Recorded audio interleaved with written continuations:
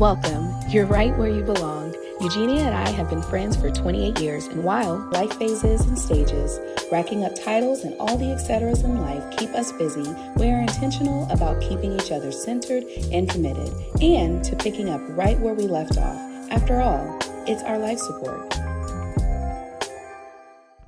Welcome back to Life Support. Today, we're talking about something that could completely shift how we approach parenting, and honestly, how you approach life in general. We're diving into the power of humor, humility, and imperfection in parenting. Because let's be honest, the pressure to do it all perfectly is exhausting. But when we can laugh at ourselves, admit our mistakes, and let go of the picture perfect ideal, it changes everything.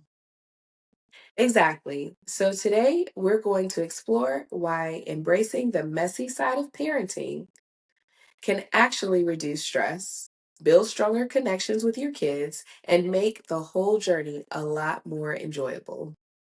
Yeah. How was your week? My week was good. Actually, my kids just started school.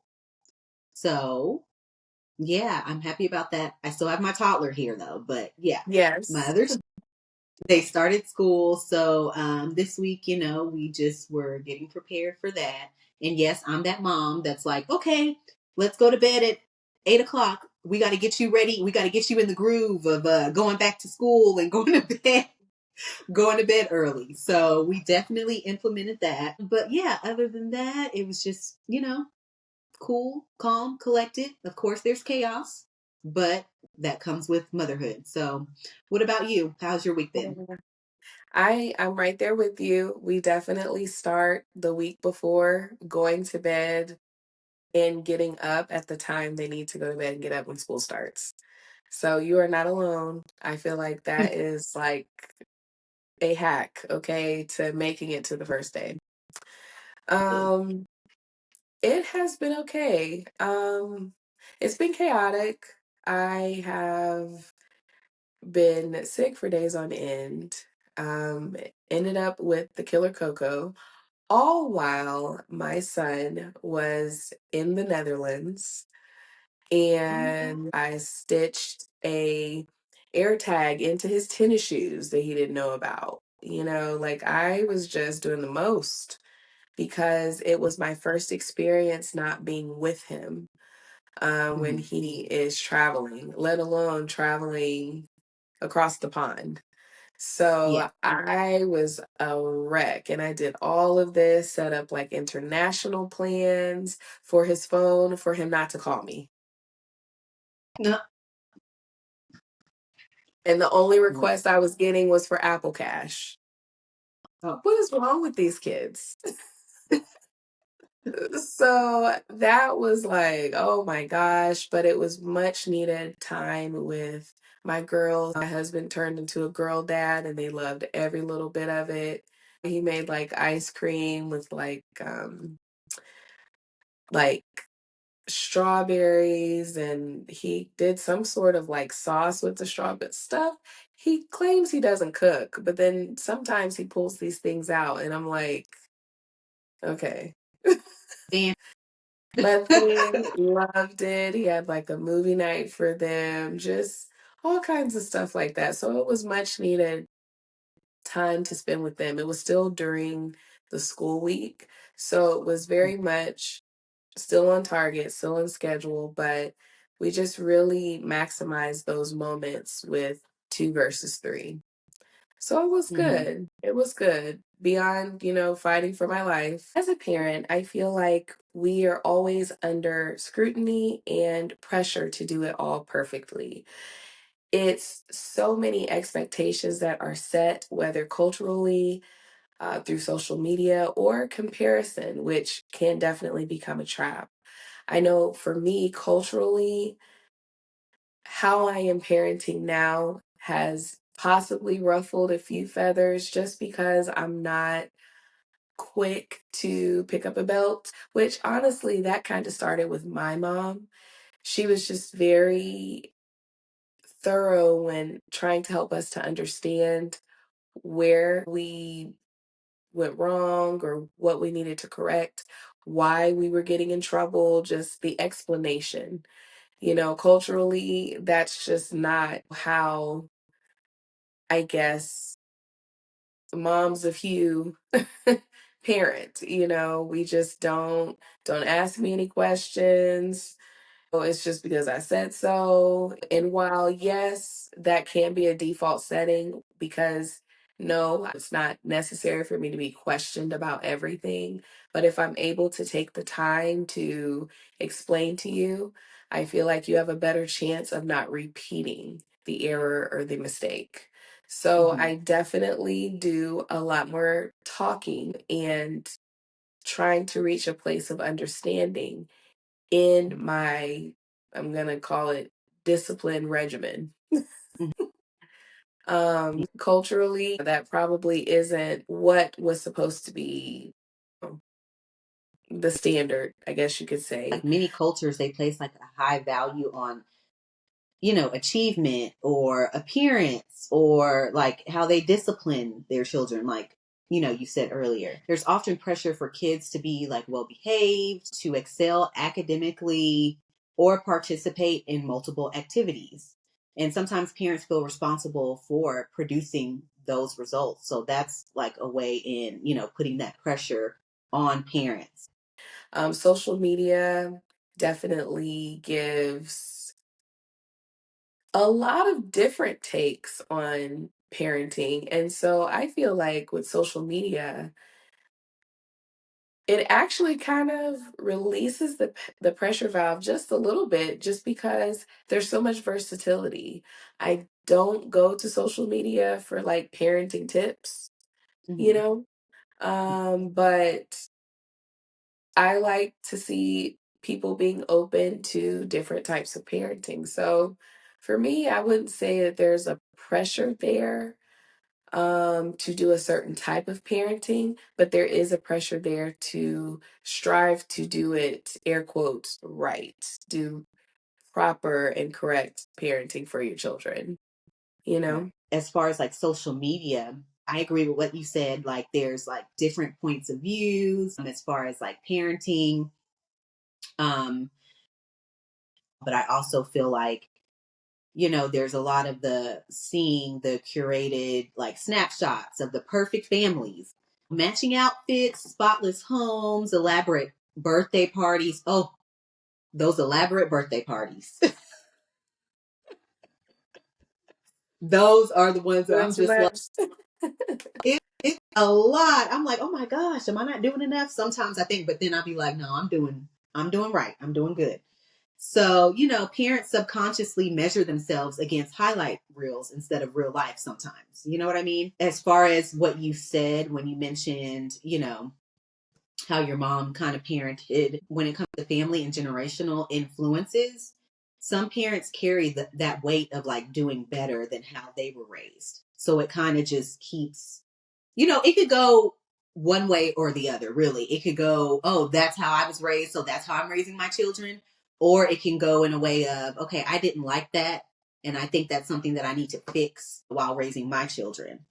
Yeah. So there's also the gender roles and identity aspect. Like moms may feel like they need to do it all, the career, the home, the kids, the self care, and they need to make it look effortless. However, the dads may feel like they have to be the providers, they have to be the disciplinarians, even if they want to parent differently. Yes, I definitely agree with that. There's so much of what is based off of what was. And I feel like for us to reach our kids the most effective ways and to really kind of evolve in a progressive way that's going to create a legacy to pour into their children and their children, it's okay to embrace that your child is unique, your family is unique, and your roles may be different based on what your family needs. Yeah. And if dad is the more nurturing parent, that is okay. And sometimes it's like that. I feel like for me, I'm definitely a little more stern, whereas he's the softy, Mm, and that's not I would say in like years past, that's not how people usually kind of paint it out. It's usually the mom is the soft and dad is like, "Rrr," and it's never been like that. So I feel like that is okay because however the children experience balance is what's mhm. important. Exactly. I totally agree. Um, As far as for me, it's, I'm the softie, I'm the nurturer. And my husband is definitely, the disciplinarian. So, um, I think that's just how we are naturally, Yeah. so Yeah. we're, I think we're it should come from who you naturally are. That's a very good point that you just brought up. I do. I think it should be who you are, your best skills being put forth into this melting pot that we are calling our kids. exactly. Yeah. And one other thing that I want to add is that you can feel like internal pressure, like the perfectionism and fear, meaning many parents, they impose their own high standards out of love. Like they want to give their kids the best childhood possible. They Okay. may have fear of messing up or ruining a child can make small mistakes feel huge. So, there's always that aspect of I just want to give my child the best possible childhood ever. And I want them to have this and I want to do that. So there's a lot of pressure there internally. Yeah, I agree with that. I deal with that. So, Hmm. yes, there is. I am always like I want them to have, the best experience. And something that I recently learned was, and even in them having the best experience, they need to sit with disappointment. Hmm. They need to be able to sit with feelings that they don't enjoy. Hmm. And there doesn't have to be a sorting out of those emotions all the time. Yes, prioritize how they're feeling, but also let them be disappointed sometimes Definitely. and be okay with it. I think for me, a lot of it was as you become an adult, you start to realize the points and the areas in which you felt like perhaps maybe your parents fell short or you didn't receive, I guess, the bounty that you needed to, let's say, be stronger in an area. Mhm. And so you try to right the wrongs, as you were saying.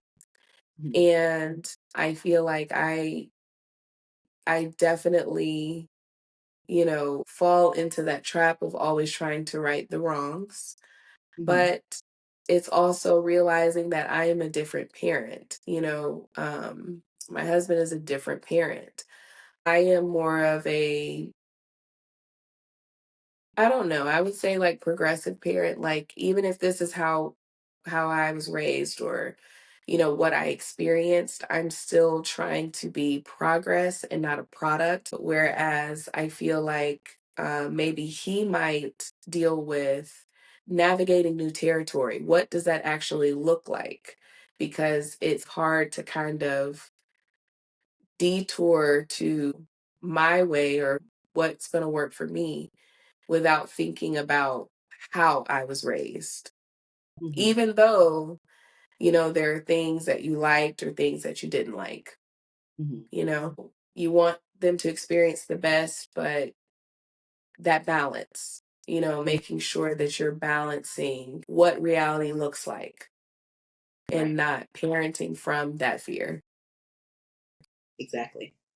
Sometimes when we are striving to give them this perfect experience, we become so laser focused on it that it just takes new levels of seriousness. And sometimes that seriousness can become stress, which is unhealthy and actually adversely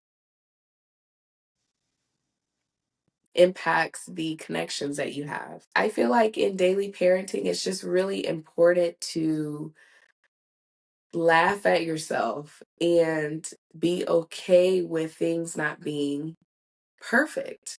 Right. Even in you striving to provide them with the best, that you can, and then some, there are going to be mishaps that Right. happen. And you really have to initiate that grace and really laugh your way through it. Yeah, Yeah. definitely.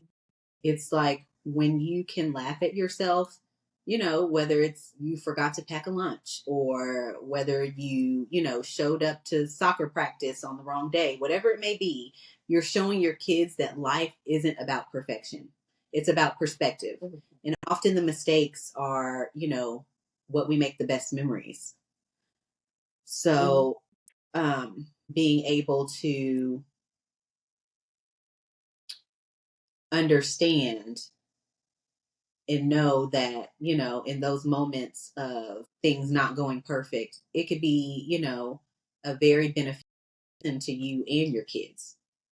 So, flip that negative into a positive type situation, you know? Absolutely. I think kids thrive from parents showing that they're human Yeah. and showing how, mishaps happen, but I'm still going to continue to press through and keep pushing, Right. and not be so hard on myself or the situation where I can't adapt. Right. I am often in my zone. It's always the kids that will make a joke out of anything. And in the moment, I'm like, I'm not joking. It's not funny. I'm serious. But they just find a way to make it lighthearted. I know they're hearing me, but sometimes I get wound a little bit tight. And so it just really adds balance to the situation, just having a little chuckle tee hee about it, even if it's at my expense. Yeah. And I think that comes from a place of being approachable. I'm a very approachable parent. We have an open door policy. Hmm. If something that I have done has really bothered you or just rocked your soul, it's okay for you to come to me and talk to me about the instance. I'm willing to listen, I'm willing to hear. Now, there might be topics where it's like, I understand it's the end of the world for you, but I'm really not budging on how I feel Hmm. and relates to this because it is based on life experience, my education, knowledge, and experience of you. So I'm making the best choices possible that are going to benefit you. And it's with your best interest in mind. So sometimes, no, I'm not going to budge, but I am always going to hear you Right. and Yeah, acknowledge you. definitely. And when parents can humble themselves, I think the kids feel more seen and respected. Hmm. Like you said, you guys have like an open door policy. So by doing that and humbling yourself, it kind of creates that open communication where, the kids are more likely to like admit their own mistakes too, or, come to you if something is, on their mind or worried about something, whatever the case may be. So, um, yeah. I don't know why I'm so colorful when I talk, but as Joshua says, I'm just always dropping bars. If it's not a rhyme, it's um a random comparison that is just crazy. I have to have them do like a confessional because the stuff that they claim that I say it. They're just like, what? How did that even go to get? Okay, we get it. We get it. I Mhm. think they think that I secretly have comedian aspirations in there. Mhm. Mm. Yeah. I'm not necessarily colorful when I talk, but I feel like my children might think sometimes I'm colorful because they laugh at certain things that I say too when I'm actually trying to be serious. So, I guess, I don't know. It could be me. I feel like I'm not a colorful talker, but I think it's my facial expressions. Like, I think I'm colorful here. You know what I mean? The words may not be, but I think it's hard for me to like hide my facial expressions. And I think that I'm very expressive in this area. Expressive. Maybe that's what it is. I don't know. You But yeah, are. You are very expressive, so I can only imagine. It's so important, as we've said, to just loosen up. Some practical tips to help us take ourselves less seriously are saying my bad and moving on when we've just made an oopsie. I do make yeah, an oopsie often. Letting go of control when it's not critical hmm is vital. Creating yeah, space for play and not just for performance. mm, Embracing the messy moments. yeah, Laughing with the kids and not at them. And really taking every opportunity to reframe perfectionism into presence. definitely. Also, you can say yes more often, not to everything, but to small, silly requests, right? Like, maybe the kids, they want to jump in a puddle or something, or having ice cream before dinner once in a while. Maybe they want to stay up late for a movie night or something like that. But the flexibility creates joy and shows kids that rules exist, but so does fun. You can also use humor as a reset button. So when tension is high, you can crack a joke. You can make a silly face, which I think I do that quite a bit. That's why they're always laughing at me. Or, you could just laugh at yourself. It instantly breaks the pressure and teaches kids not to take life, too seriously. You can also, and this would probably help tremendously, is if you let go of comparison. Release that idea that your parenting has to look like someone else's parenting.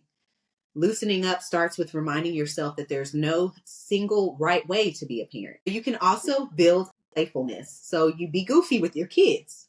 Sing the wrong lyrics, dance in the kitchen, play pretend, whatever that might be. But kids love when parents step into their world instead of always managing it. You want to allow the imperfect days. So give yourself permission, for cereal dinners. Give yourself permission for skipped laundry or messy rooms sometimes. Embracing imperfection lowers stress and sets realistic expectations for everyone. And the last tip is to apologize and reset. When you've been too rigid or snapped under pressure, admit it, laugh it off, and move forward. This models humility and keeps you from carrying guilt around. I feel like that is something that many parents struggle with heavy. Not being able to apologize Mm, and speak on missteps as if yeah, it's going to mess with your footing or your respect. right, When oftentimes the kids respect you more when you apologize, in strength and show where you've misstepped and just acknowledge it, really. right. That makes a big difference. You have to think about it from a, let's say, adult to adult, standpoint. Do you appreciate when someone apologizes to you when they've, you know, wronged you? Of course you do. You know, Right. children are little people, they're little adults in the making.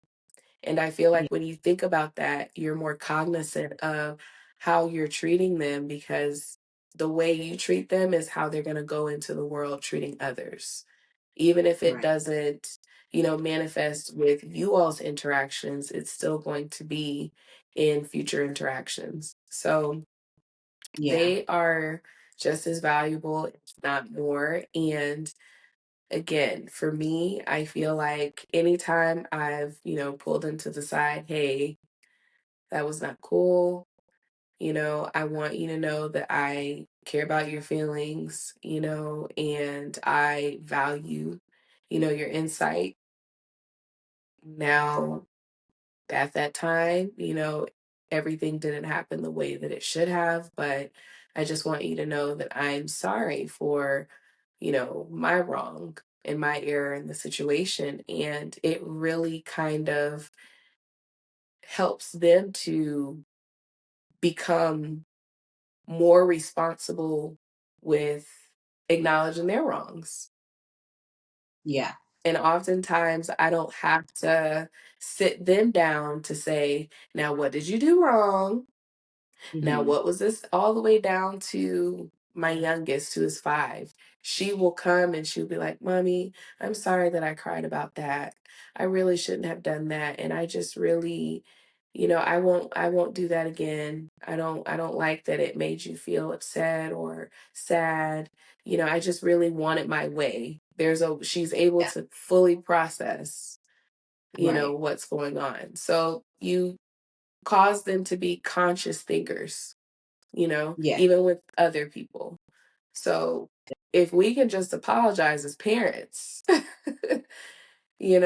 some people's edges can grow back. You know what I mean? Like Yeah. we just Oh just goodness. do it. Like I don't know why there is such a stronghold when it comes to that, but it can make all the difference. There are adults still hoping for apologies from their parents. Yes. Yes, there is. Yeah. We Yeah. definitely need that example. You know what I mean? So I do the same with my Mhm. kids. If I realize that I've done something wrong or whatever the case may be, I talk to them about it and apologize. Like there's no shame in me apologizing. I don't know why it's hard for some, especially to apologize to your children. So yeah. Remember, if your kids are loved, fed, and occasionally entertained by your chaos, you're doing great. Thanks for spending this time with us today. If this episode gave you a little relief or made you smile, share it with another parent who could use the reminder. And we'd love to hear your funniest and most imperfect parenting moment. Send us a message so that we can laugh with you. Until next time, keep laughing, keep loving, and keep embracing the beautiful chaos of parenting. Bye.